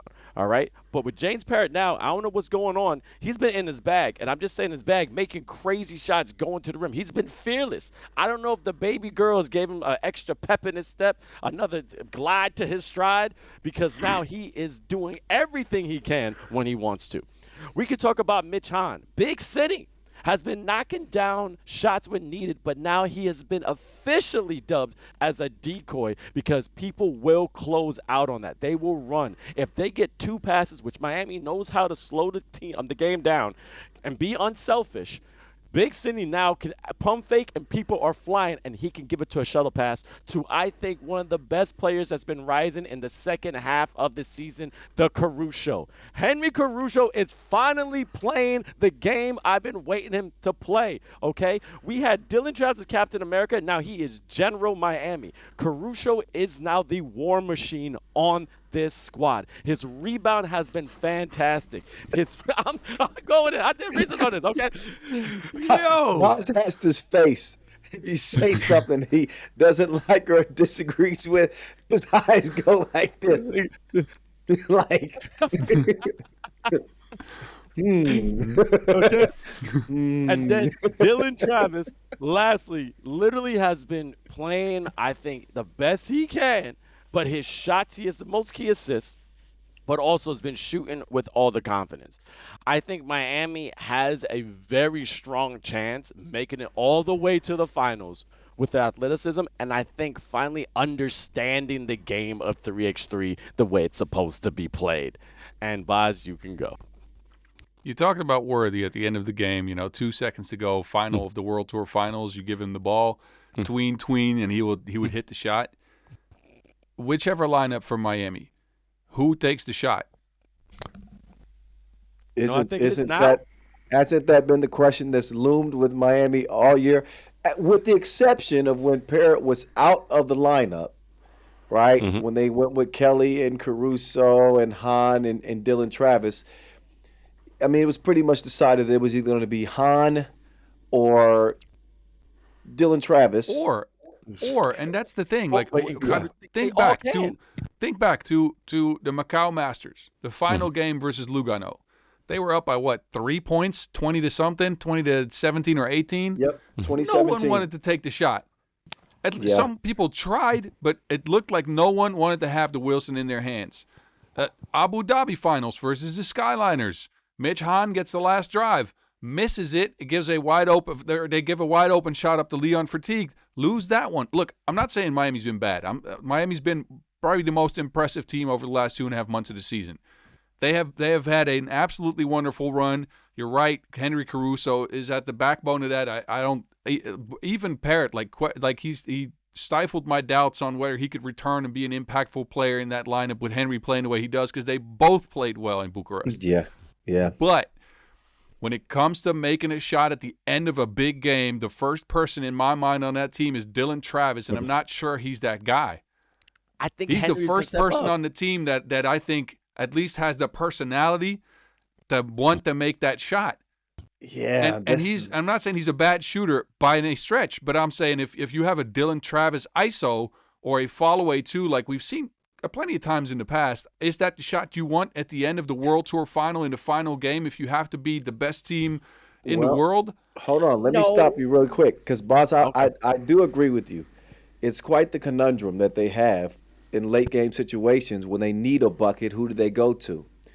But I think it's a nightmare for teams that are trying to defend them, because they don't know who the hell is going to get the ball and who's going to shoot it. So everybody's a decoy. And I think that potentially works to Miami's advantage in a situation like that, because you don't know what they're doing. If they're off screening for Dylan, or if he's coming off a curl ready to shoot, if it's going to be Big Cindy from deep in the corner, where it's going to be Parrott ISO, hell, even the Caruso has hit a bunch of game winners this year. So it makes them even more tricky to find out. The question is, and that still remains, who wants to take the shot? It's not about who's going to get the shot. Who wants to take that shot? And that's the question at hand. No, but I think so. The best for them, I think we can all agree. Best case scenario for Miami is they become the first American champions to win the World Tour final title this year. Yes. All right. Yes. Worst case scenario is. Okay, go ahead. No, I want to get one more point in here, because FIBA does keep track of buzzer beaters in games. So on the season, for Miami, the leading buzzer beater getter, so the final score in a tight game, is Henry Caruso with 2. Mitch Hahn has 1. James Parrott has 1. And Andrew Kelly has 1. Remember that 2 in Marseille at the top of the key against Toulouse? Yep. Dylan Travis doesn't have any. And I'm not saying he hasn't hit any big shots, right? This is just a metric based on like the last few seconds of the game when the game is close. Right. But what I saw in those last 3 Masters, specifically in the semifinals in Bucharest against Amsterdam, and also in the final against in Abu Dhabi and Macau, is I saw a team where no one wanted to take the last shot because they were all looking for the best option, because they didn't know themselves. If no one knows, how do you know? Well, there's an old saying. You may have the skill to make the shot, but you have the will to take the shot, right? And I want to say this. They've been more unselfish with this Miami team. I think they're moving the ball a lot better, which, again, could be their detriment, because now they're trying to find the best shot when a good shot can actually go well. But I was talking about this with you with Boz, and this is to the Caruso, the energy. This man makes the most shots out of chaos. Dylan will shoot. Mitch will shoot, and that ball is flying, and this man goes for a rebound and doesn't even think. It's like second nature. He's turning around and knocking it down. Now, it's just in that situation. It hasn't been in the last final seconds, but that's been going on to so many games during those 10 minutes. So I think Henry wants to take the shot. It's just the ball has to swing toward his way. But we will see it in the finals. I still think there's a strong contender that they're going to step up. And if they listen to the podcast, hey, Miami, I'm not trying to be a homer, but let's make history. Just step up in the last minute and take the damn shot. Yeah. I'm not trying to be a homer, but damn it, win it, guys. Let's go. Let's go. Let's go. Right. I'm not saying that's my Vince Chang impression. All right. Wow. But now we got the number one squad, and I know who wants to talk about it. Mr. Montgomery. The best for last. Literally and figuratively. They've been the best team in the league all year long. That is Team Oob. Best case, worst case scenario. I'm going to handle this one. All right. Oob have not won a Masters title since Shenzhen, right? Early October.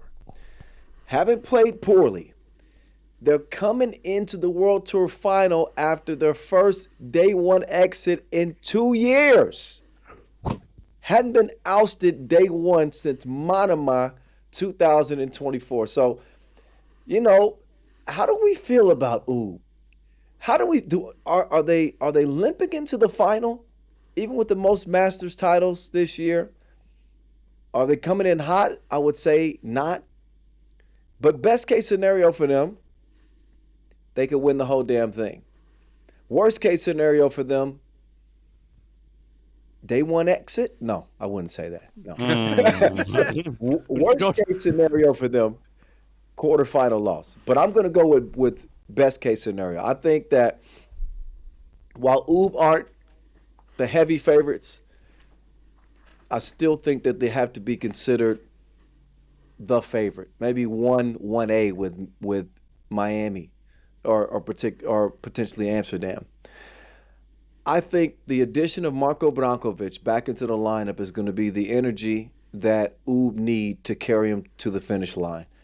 I think his absence is glaring. They've dealt with injuries this year. Obviously, no Dejan Majstorovic, who kind of steadies the ship for them.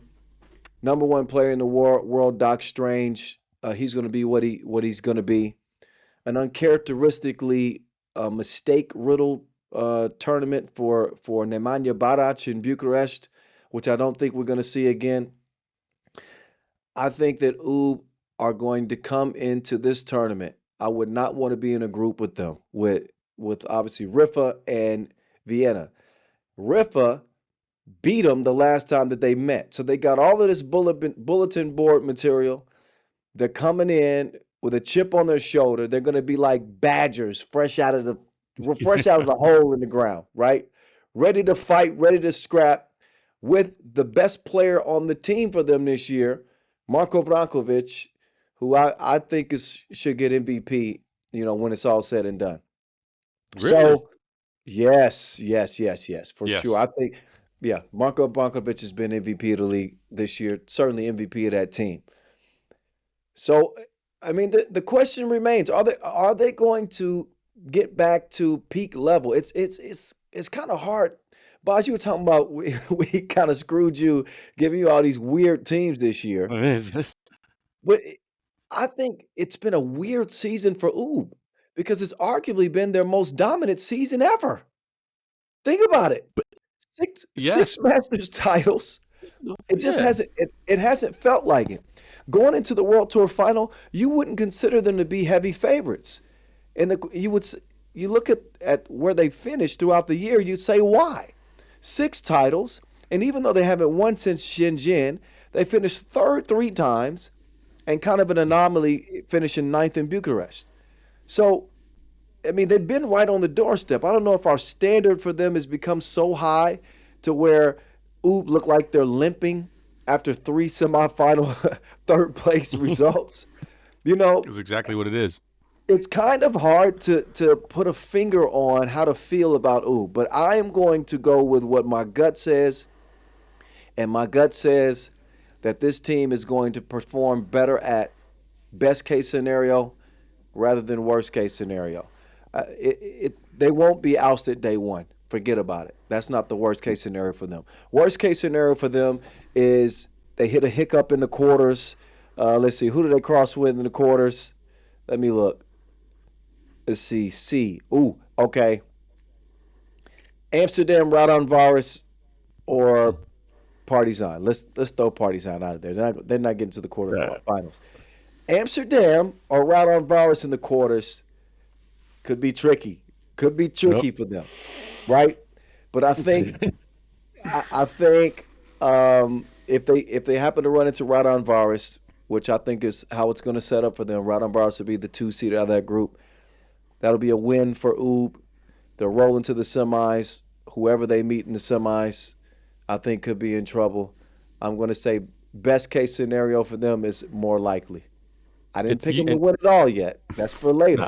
But I'm going to say best case scenario for Oob is more likely than not. It's interesting, bro, because when you see people win gold so much, when they win a bronze, to us it's a loss. And I think that's the litmus test that we're looking at. Winning back to back to back to back, little fifth, winning again, and then, okay, they got third. They got third again? They got third again?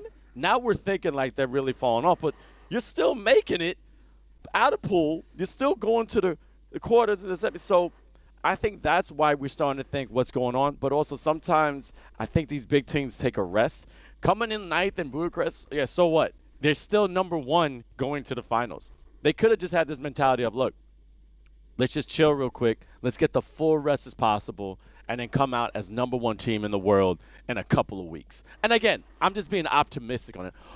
Or they're smoking their own stash and they're getting too full of themselves, thinking they're supposed to win, and then that's how they're going to be their demise. That could be overconfidence. I just think they're beat up, man. Like, think about it. You said they'd come out like Badgers. They looked like roadkill in Bucharest. And like no, but that's just the big question mark is because you said, what if Marko Brankovic comes back? He played in Abu Dhabi, did not look like himself. Their months of September, October, going into November were insane. Insane. They played 3 tournaments in certain weeks. They were out in Eastern China or Eastern Asia for months. Yeah. Didn't practice, didn't have any time with their family, didn't have any mental rest. They kept trying to perform. Brankovic went out for Macau is when they had to fly in Mr. Robot all of a sudden, just out of nowhere. We hadn't played basketball in a year because of injury stuff with Brankovic, apparently, because he couldn't go. Then he came back for Abu Dhabi, didn't look himself. They rest him again for Bucharest. That man, again, is the MVP of the season to me. But if he's not fully healthy, and how do you recover in a week and a half is the question.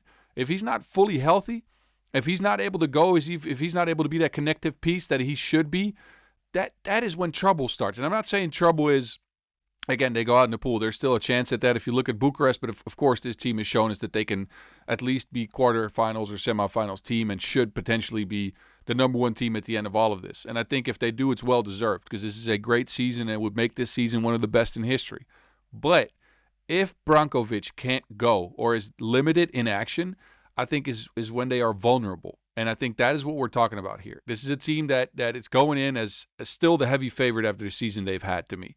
Heavy? But they can be vulnerable. I don't know. I don't know if they're the heavy favorite. And let's not forget that they have a guy who has a pretty impressive mustache. He happens to be the number one player on the planet. Oh, let's see. Oh, Str33ts. Oh, even if Brankovic isn't playing at an optimal level, which I still think he will, let's not forget they got the baddest boy on the planet in Doc Strange. Let's not forget they got maybe the best defensive player in the game in Nim Diesel. Let's not forget their lineage and their history in this game and the pride that they play with, especially in the big tournaments when it's all on the line. They're not going to be the same Oob team that we've seen have hiccups and struggles. They got a little bit of time off to rest up. They're coming in off their worst finish in 2 years. They got all this incentive, all the motivation, and throw the fact in that they could put a cherry on top of what has been their best season and arguably the best season ever. To have that opportunity in front of them, I think Oob are ready to seize that opportunity, man. Can I counter you with one point here? And again, I'm not saying they're not going to win. The last 5 or so big tournaments were the Olympics, and that is not full Oob, but that's the Serbian national team with certain members. Did not do anything there. Last year, Europe Cup didn't medal or didn't win gold. Last year's World Tour Finals did not win it. This year's World Cup did not win it. This year's Europe Cup did not win it. And now we're at the World Tour Finals. So you're saying they always show up for the biggest stage? They do, but they have not succeeded as of late. Ooh-wee. Talk your smack, Boz. Ooh-wee. But you know what? Point well received. He's absolutely right. I had that in mind when I said it, but I don't care. I'm throwing it out the window. I don't give a damn about the World Cup and the Europe Cup and all the other shit that's happened when they come up short. I don't care. At this point in time, at this moment, I just cannot count them out. The segment is best case scenario, worst case scenario. Best case scenario, they blaze through the field undefeated en route to their 7th title of the year. World Tour final champs for the 3rd time, a record-setting season, and they find a way to shut up all the doubters again, which we've seen them do before. I didn't say they were my pick to win it. I'm just saying best case scenario for them, that's what happens. Worst case scenario for them, they're at least going to get to day 2. That's my synopsis on who. I have a question, though, sir. Because we know you are the voice. Does this win solidify them better than that Novi Sad team? Oh, that is a discussion for another pod, my guy. Thank you, Boz, for I am jumping all in for there. that discussion, by the way. I am all for that. We are going to talk about that after the season when it's all said and done. Yes. Don't you come bring that mess in here, Vince Chang. Don't you do it. Because, Vince, we still got to pick our winners, right? Which is coming up in a bit. But we do it. We update our Power 5 every week. Yep. Is it cool if we get into the Power 5? Or did y'all have something else y'all want to say? No, go ahead. All right. Power 5. Power 5, and we add another little fold this week. Falling 5 going into the World Tour Finals. So you got your Power 5 teams that are doing this, and you got your Falling 5. I'll start with my Power 5, and y'all tell me who you agree with and who you disagree with, because I think some of our teams are going to kind of be the same. All right, here are my Power 5. I'll start from 5 on up to 1. Number 5. Based off of their performance at the regular season finale in Bucharest, I saw some positives from them, especially with Batman taking a dip in the fountain of youth. Carlos Lasmanis looked 5 years younger, was a top 5 scorer on the charts. Chongming make a run to the semifinals. They do. I think they've been playing well. I mean, all season long, Chongming has been there. They're top 4 team in the World Tour standings. Okay, number 4. Steam and Liman. 2 final appearances in their last 3 Masters. I know they come up short in Bucharest, but this team is coming on strong. That's my 4 team. Number 3, Riffa. If it hadn't been for that lane violation call on the free throw line, who knows what would have happened against Liman in the semifinals. But, hey, it is what it is.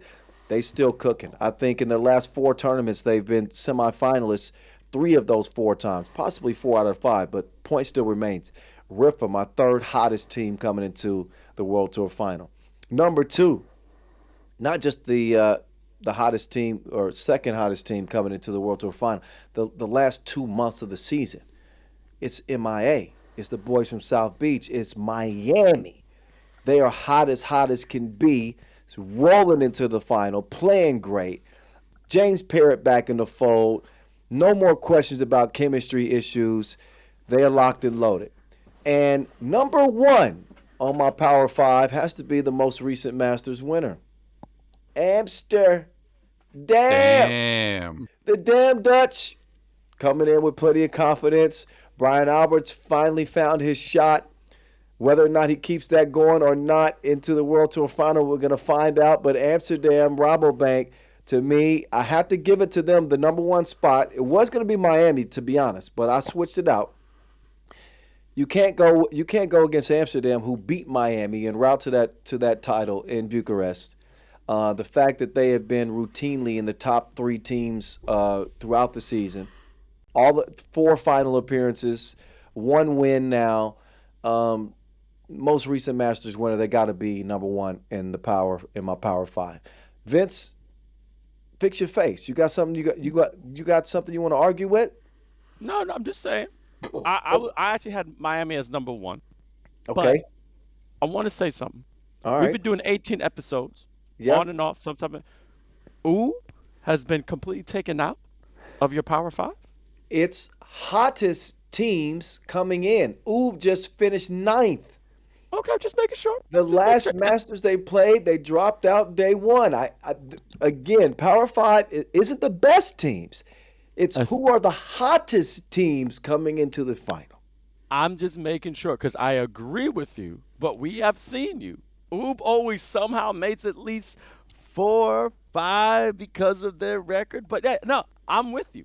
I'm with you wholeheartedly. Liman's doing their thing. I would just switch Miami. I think they're a little bit more on the rise right now. Even though Amsterdam did win this last finals, but they've been on a slight, tear toward, the down end. But hey, I don't have much disagreement with that. By the way, I need to make a correction. Chongming lost in the quarterfinals, not the semis in Bucharest to Riffa. But okay, cool. Point still remains. All right. Boz, how do you feel? Boz, you got any problems with my Power Five? I mean, look, Oob not being in there, I know that last result was disappointing, but don't forget they only lost by a combined 6 points. I think their run of third-place finishes, it's not up to what we think their standard is, but it's still pretty good and better than some of the other teams in the field. I get why you left them off. I might have put him on there. But, yeah, no arguments besides that. All right. Well, that was easy. I was expecting more pushback. Shall we go to should we go to the falling five? Yeah. Oob. Nope. I do it. I'm I curious. can't throw Oob on the falling five. Here's my falling five. And I'll start with number 5. It's Hangzhou. I can't remember the last time we saw Hangzhou. It was back in Shenzhen 12. They don't play in Bucharest. They drop out of the competition out of nowhere. I'm throwing them in the falling 5, man. Like, to me, I don't know what the hell is going on with Hangzhou, but whatever it is, Mayday. It's going down. Another team similar to Hangzhou, I got to throw in there at number 4 is Partizan. Okay. Partizan, even when you look at their body of work, their last, 1, 2, 3, 4, 5, 6, their last 6 Masters, 9th, 10th, 9th, 8th, 6th, 7th. And we haven't, yes, last time we saw them was in Deching a month ago. They're falling. Number 3, Raudondvaris Hop Trans. I talked earlier about kind of how I feel about this team. No momentum, lacking fire, lacking punch, lacking an ability to show that they're really engaged in being amongst the top teams in the world right now. They finished 12th in Bucharest to close the season. I'm sorry. They finished 6th. They finished 6th in Bucharest to close the season. I think they're better than that. I don't like what I'm seeing from them. They're on the falling 5. Number 2 on the falling 5. Damn, did I actually do that? I can't believe I did that. That can't be right. Come on. No, I'm not gonna say it. Change it. I'm gonna make that. Hey, say it. This is I'm just gonna say their team name has 2 letters. And I can't do it. I don't know why I did that. When I wrote that down, I must have been half asleep or half drunk or something, because this can't be right. Let's just go with Toulouse. Let's throw Toulouse in there. They're going to be 2 and 1. They're going to represent 2 slots right now because Toulouse is my number 1 team on the falling 5, 15th in Bucharest. Not looking good at all. I'm going to find a number 2 team in the meantime, but it can't be the initial team I wrote down. So give me the rundown one more time. Who do you have? You had Hangzhou, Partizan, Raudondvaris, a team that shall not be named, huh? okay. We'll go with Vienna for Kyle's number conscience. 2. We'll go I'm with Kyle's Vienna for inner number voice. 2. His Yeah. inner voice is saying "oob," but I No, don't we'll want to tell go nobody. with Vienna for number But 2 if I do say it's and "oob," Toulouse at number 1. he's saying Toulouse, but he wants to say "oob." No. I'm I your must have been thinking conscience. about the Bucharest Masters night. You were thinking about the truth, and you don't want to say it. I'll be frank with you guys. I put both in my falling 5 and my power 5. Well, I'm gonna hedge my bets. no, but true. Initially I put Oob there, and Boz understands the logic. But when I'm going down the list and I see them there, I said, Kyle, no, don't do it. Don't say it. I'm your conscience. No, I can't Don't do it. do that. I can't. I had to put more of a big picture look at what they've done instead of putting it, under a microscope of what happened in Bucharest. Big picture, Oob can't be in the falling 5. Let's put Seef there. See, you can't fall any further.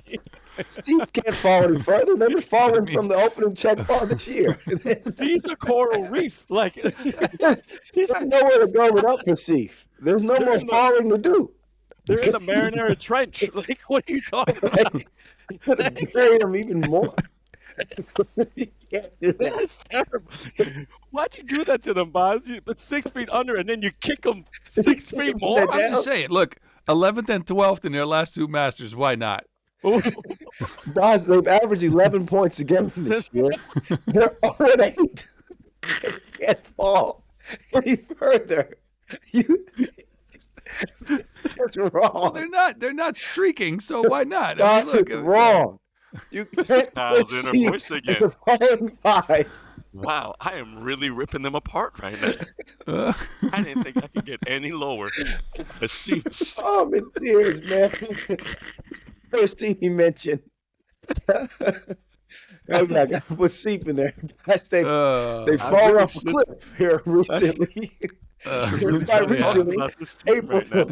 28th. We're giving them too much. All right, they're great people. It's time to move on from Seef. Which we will do after the qualifying draw in Manama. Wow. All right. Boz, please. Seef, give me on there. Who else you got?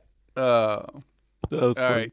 So I think it's time to cap off the show with everybody's picks to win it all, right? Just just to pick to win it all. I'm curious at your thoughts. Give us like a 3-sentence rundown of why this team's going to win.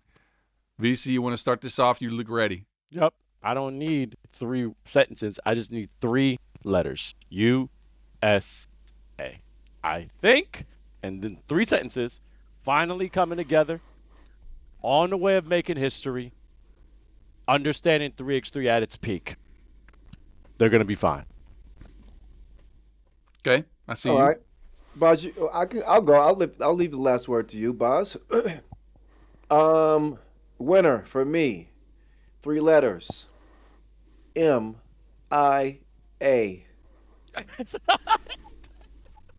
Miami. Hottest team on the planet in the last 2 months. They got James Parrott back into the fold. I'm expecting to see him on the World Tour final roster. I think they're hungry. I think they're built for success this year. They made the best offseason moves that paid dividends immediately. They aren't afraid of anybody in the field. You consider the fact that Oob is a little bit tired, that Amsterdam, whether they go with a 3-guard lineup or not, leaves them in question. You don't pick a team like the Skyliners or Liman over them right now, not with the way that Miami is playing, or a Riffa, Toulouse. None of these teams compared to Miami and the way they're playing right now in the last couple of months. I think that they're going to get it done this year. Miami going to be your 2025 World Tour Final champs. All right. So for me, I think it's going to come down to 3 letters as well. No way. Yeah, I got Miami as well. Oh! I got Miami as well. Yes, a clean sweep. Look, I think their positioning in the pools especially favors them because they're in Pool B. Say they win that pool. Look, say they beat Hangzhou and Chongming, and I'm just going to go into prediction mode here. But say they do, they would cross with Pool D in second place. So Liman, whoever comes out of the qualifying draw, or Toulouse, those are, I think, winnable. Is a winnable game for them. After that, they would cross with the winner between Pool C number 1, so whoever comes out of the Amsterdam pool, and the second team out of Pool A, and I still think Oob's going to be in first in Pool A. So they would avoid Oob until the finals would be by prediction, right? Ah, yeah. And I think in that final they might have more legs. They might have the recipe to beat Oob, as we've seen the last times these two teams met. They outpaced them. They outsped them. So I do think this is the year Miami could win it all. Again, it is going to come down to whether they can close tight games. If they can't do that, they might as well not. They might as well be out in the quarterfinals because these games are all going to be close. They're all going to be tight. But if they can close tight games, I think this might be their year. Wow. And I'm shocked. I think that's the first time we've all picked the same team to win the World Tour final title. Yep. I tell you what, guys, I can't wait, man. I am excited as hell for this year's World Tour final, man. Hopping on the plane, see you out there. We're gonna have a good time. Play some what's that racquetball thing we play sometimes? What's that called? Oh, paddle. Play some paddle, get some burgers, play the video game, and call one hell of a World Tour final in Manama, Bahrain. So, looking forward to it. That was fun, fellas. Yes, it was. It was. All right. And I'm going to tell you, this year has been great. I think we could just tease them a little bit. We will come back after the finals. We may talk about some great cups that's going to be happening. Me and Kyle are going to be in Leon, Mexico for the America. It's going to be a nice spread, adding some Caribbean teams. And also, shout out to our Africa brothers and sisters over there. Africa Cup is going on as well. But this has been episode 18. This is dope. Good luck to both of you. Safe flights. Again, congratulations, both of you having beautiful babies now into the world. You guys are back to back. But, man, this was fun because this has been Word on the Streets. Replace the E's with threes, and we'll see you after the World Tour Final.